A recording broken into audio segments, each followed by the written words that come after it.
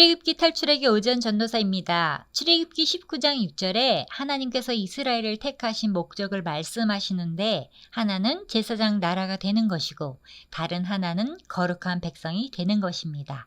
하나님께서는 하나님의 백성에게 제사장 나라와 거룩한 백성답게 살도록 율법인 십계명을 주십니다. 태양의 빛을 받는 나라 가운데 법률을 가지고 있지 않는 나라는 한 나라도 없습니다. 함께 행복하게 살기 위해서는 법과 질서를 유지하지 않고는 될 수가 없습니다. 한 나라가 유지되려면 그 나라의 국법이 있어야 하고 그 법을 어기는 사람은 거기에 해당하는 형벌을 받는 것입니다. 그러므로 하나님이 주신 십계명의 말씀을 근거로 이스라엘 신앙 공동체가 형성되고 이제 이스라엘의 역사가 시작됩니다. 율법은 도덕법과 의식법과 재판법으로 구성되어 있습니다. 도덕법은 사람들이 하나님과의 관계와 다른 사람들과의 관계에서 지켜야 할 도덕적 규범입니다. 도덕법은 인간의 양심에 기록되어 있으며 모세 율법으로 성문화되어 십계명에 요약되어 있는데 출애굽기 20장과 신명기 5장에 기록되어 있습니다. 의식법은 할례, 성막제도, 제사들, 절기들, 정부정의 음식 등에 대한 법들입니다. 의식법의 경우 구약의 이스라엘 백성에게 주신 법으로서 오실 예수 그리스도를 예표한 제사법이나 절기 등을 예표하기 때문에 모든 의식법은 예수 안에서 완전히 성취된 이후 신약 시대에는 폐지가 되었습니다. 재판법은 신정 국가로서의 이스라엘에서의 민법, 상법, 형법 등 사회생활에 관한 법들입니다. 재판법의 경우는 이스라엘 국가를 공의와 공평으로 다스리도록 한시적으로 주셨기 때문에 이 법 역시 이제는 지킬 필요는 없습니다. 그러나 의식법과 재판법이 폐지되었다고 할 때 그 안에 담긴 정신까지 폐지된 것은 아닙니다. 정리하면 하나님은 의식법을 폐하셨지만 제1계명부터 4계명까지 여전히 예배와 경건에 관한 교리와 의무를, 또한 재판법을 폐하셨지만 제5계명부터 10계명까지 여전히 질서와 사랑에 관한 교리와 의무를 영원한 도덕법으로서 가르치십니다. 십계명이 나오는 구절은 출애굽기 20장의 1절부터 17절까지는 도덕의 영원한 기준인 십계명 조항의 기록이며 22절부터 26절은 종교생활과 관련된 내용입니다. 인간에게 가장 중요한 것은 관계입니다.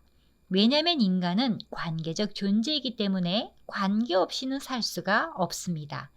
우리 인간이 이 관계를 바로 하면 성공과 행복을 누리게 되고 이 관계를 잘못 맺으면 실패와 불행을 겪게 됩니다. 따라서 십계명의 규정의 내용은 제1계명에서 제4계명까지 하나님과 바른 관계를 맺는 비결을, 제5계명에서 제10계명은 이웃과 바른 관계를 하는 비결을 제시하고 있습니다. 하나님이 이 모든 말씀으로 말씀하여 이르시되 나는 너를 애굽 땅 종 되었던 집에서 인도하여 낸 내 하나님 여호와니라.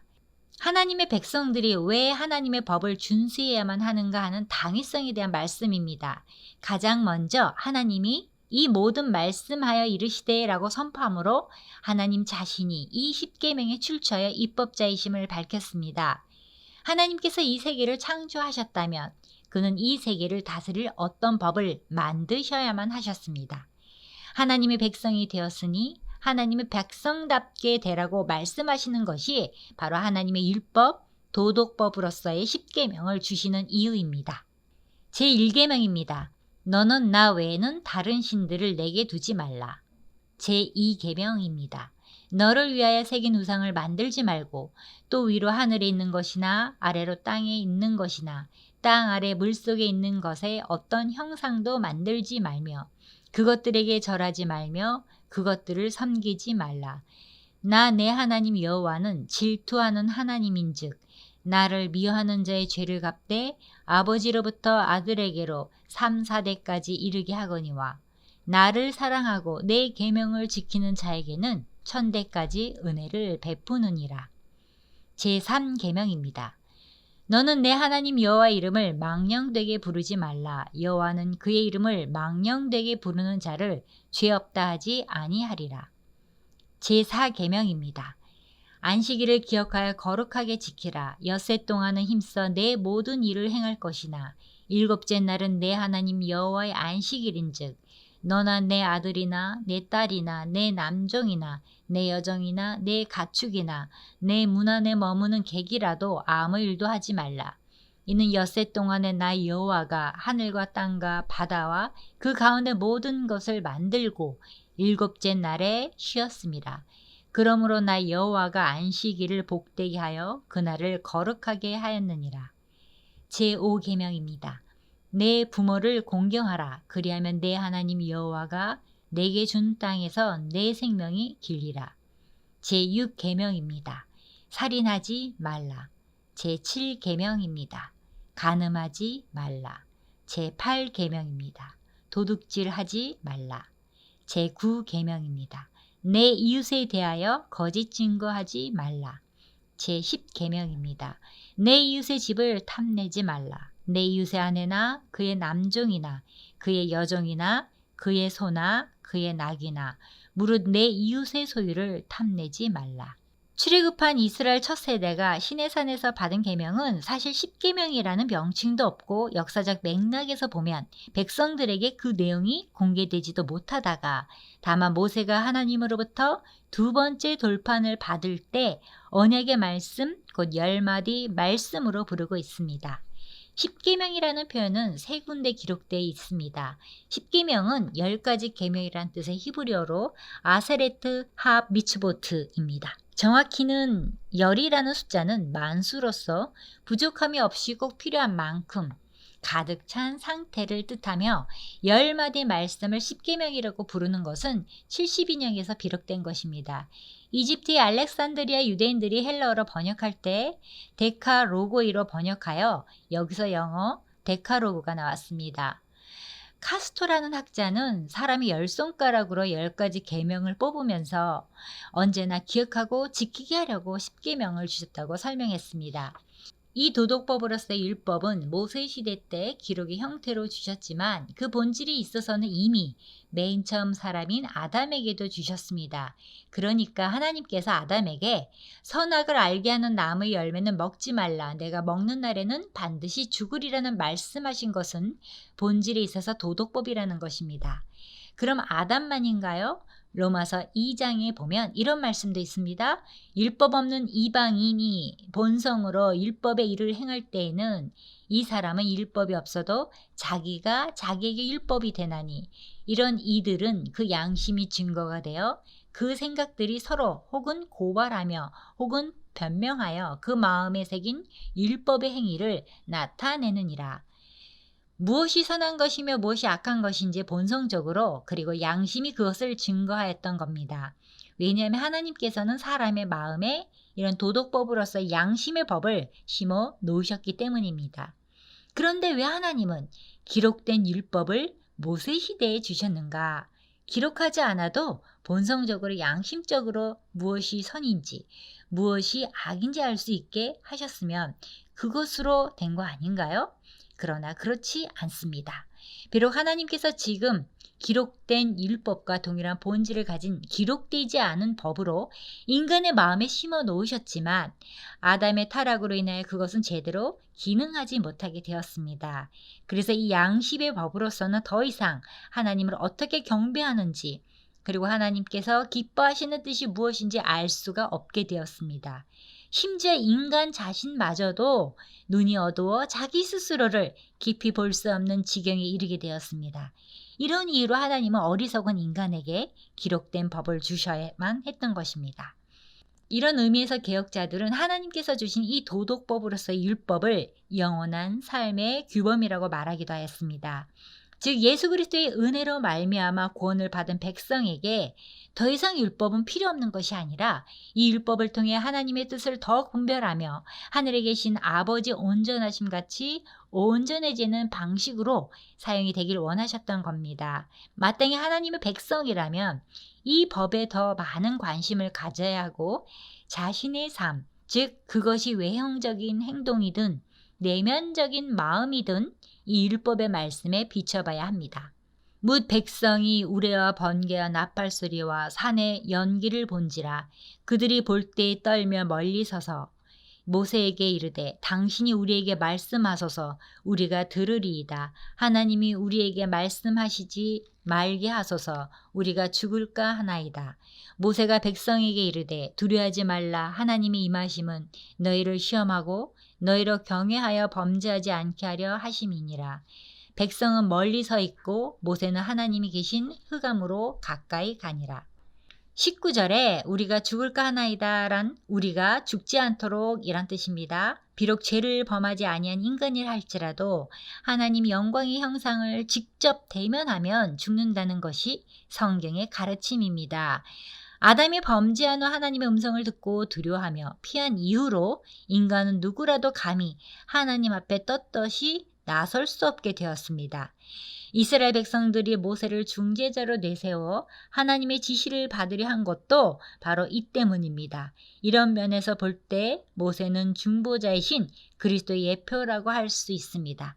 하나님께서 우레와 번개를 동반하고 강림하신 것은 율법의 입법자가 평범한 인간이 아닌 어미하신 하나님이시며 이 법을 거역하는 자는 어미하신 하나님으로부터 철저한 징계를 받게 된다는 사실을 가르치고 있습니다. 또한 이스라엘 백성들이 이 장엄하고 놀라운 광경을 보고 하나님을 두려워하며 경외하는지를 시험하기 위함입니다.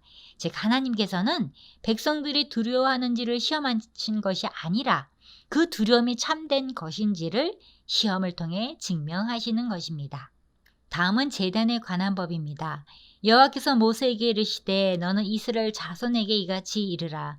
내가 하늘로부터 너에게 말하는 것을 너희 스스로 보았으니 너희는 나를 비겨서 은으로나 금으로나 너희를 위하여 신상을 만들지 말고 내게 토단을 쌓고 그 위에 내 양과 소로 내 번제와 화목제를 드리라. 내가 내 이름을 기념하게 하는 모든 곳에서 내게 임하여 복을 주리라. 내가 내게 돌로 제단을 쌓거든 다듬은 돌로 쌓지 말라. 내가 정으로 그것을 쪼면 부정하게 함이니라. 10계명 중 이것을 다시 반복하신 것은 우상숭배가 만연했던 당시 상황에서 이 두 계명이 이스라엘의 가장 범하기 쉬운 계명들이었기 때문입니다. 나를 비겨서는 나와 더불어라는 뜻으로 우상을 새겨서 하나님과 동일시하거나 또는 가상적으로 하나님의 형상을 생각하여 우상을 만드는 행위를 말합니다. 율법은 하나님을 형상화시키는 그 어떤 행위도 엄격하게 금하고 있는데 이는 하나님께서는 인간이 손으로 만든 어떤 형상 속에 구속되는 제한된 존재가 아니며 우주 만물 가운데 편만하신 초월한 분이시기 때문입니다. 토단은 흙으로 쌓은 제단입니다. 돌로 쌓지 말아야 하는 것은 인간의 생각이나 공로를 배제하는 것입니다. 더 나아가서 연장을 사용하여 다듬을 때 부정하게 함이니라, 즉 하나님의 거룩함을 훼손시킨다는 것입니다. 성물 숭배를 공공연히 강요하는 로마 가톨릭의 교리는 하나님의 뜻에 어긋나는 죄악입니다. 이는 세상의 어떤 것, 특히 하나님께 경배드리기에 세워진 성전조차도 결코 하나님의 거룩함과 영화로움을 능가할 수 없다는 것을 알려주고 있습니다. 너는 징계로 내 제단에 오르지 말라. 내 하체가 그 위에서 드러날까 함이니라. 인류가 타락한 뒤 의복을 착용하면서부터 하체를 드러내는 것은 부도덕한 일로 여겼습니다. 따라서 제사장 역시 층계로 만들어진 하나님의 제단을 오르내리다 보면 하체를 드러낼 수가 있는 소지가 있었고, 이는 거룩하신 하나님 앞에서 부정한 행위가 될 수밖에 없었습니다. 이런 이유로 하나님께서는 제단에 층계를 사용치 말게 하셨습니다. 당시 이방 종교에서 나체로 의식을 진행하는 제2관습의 습성을 배격하기 위해서이기도 하였습니다. 이후 이런 규례에 따라 성막 제도가 완비된 후 이스라엘의 제사장들은 오늘날 속바지와 같은 것을 착용하게 되었는데 곧 고의라는 것입니다. 마무리합니다. 대다수 사람들은 11번째 계명을 쫓아서 삽니다. 11번째 계명을 만들었어요. 무엇일까요? 들키지 말라입니다. 그러니까 들키지만 않으면 적당히 인생의 규칙을 어기며 살아도 뭐라고 말하겠습니까? 프랑스의 사상가 샤르트르가 말하기를 하나님이 없다면 모든 것이 허용된다 그랬습니다. 맞는 지적을 합니다. 하나님이 없다면 사람이 짐승처럼 산들 누가 뭐라고 말하겠습니까? 하나님의 계명은 우리를 속박하기 위한 것이 아니고 오히려 우리에게 방향을 주고 목적을 주기 위한 것입니다. 한 가지 주목할 것은 십계명이 이스라엘 백성이 애굽에 노예였을 때 주신 것이 아니고 애굽에서 해방을 받은 후에 주신 것입니다. 다시 말하면 계명은 자유인에게 주신 것입니다. 구원받기 위해서 율법을 지켜야 한다는 것이 아니라 이미 구원을 받았기 때문에 하나님의 은혜와 사랑에 감사한 마음으로 율법을 지키는 것입니다. 하나님의 백성이라도 그 중에는 살인하는 사람이 있고 하나님의 백성이라도 도적질하는 사람이 있습니다. 하나님의 백성 중에도 우상을 섬기는 사람이 있습니다. 하나님 백성 중에도 다른 신을 섬기는 사람이 있습니다. 하나님의 백성 중에도 온갖 죄와 비리가 있습니다. 하나님의 백성인데도 그렇습니다. 교회가 믿는 사람들의 모임이라고 해서 낙원이 아닌 것처럼 사회가 기독교화 된다고 해서 완벽해지지는 않습니다. 우리는 천국 갈 때까지는 늘 시험이 있고 늘 올무가 있게 돼 있습니다. 그런 가운데서 우리가 예수님을 믿는 것입니다. 우리가 알 것은 십계명은 권고사항도 아니요 명령입니다. 하나님의 백성이 되기 위해서 계명을 지키는 것은 아니지만 하나님의 백성답게 살기 위하여 하나님이 주신 은혜에 합당하게 행하기 위하여 하나님께 감사하고 하나님을 사랑하고 내가 이제는 하나님의 백성이기 때문에 행하는 것입니다. 샬롬.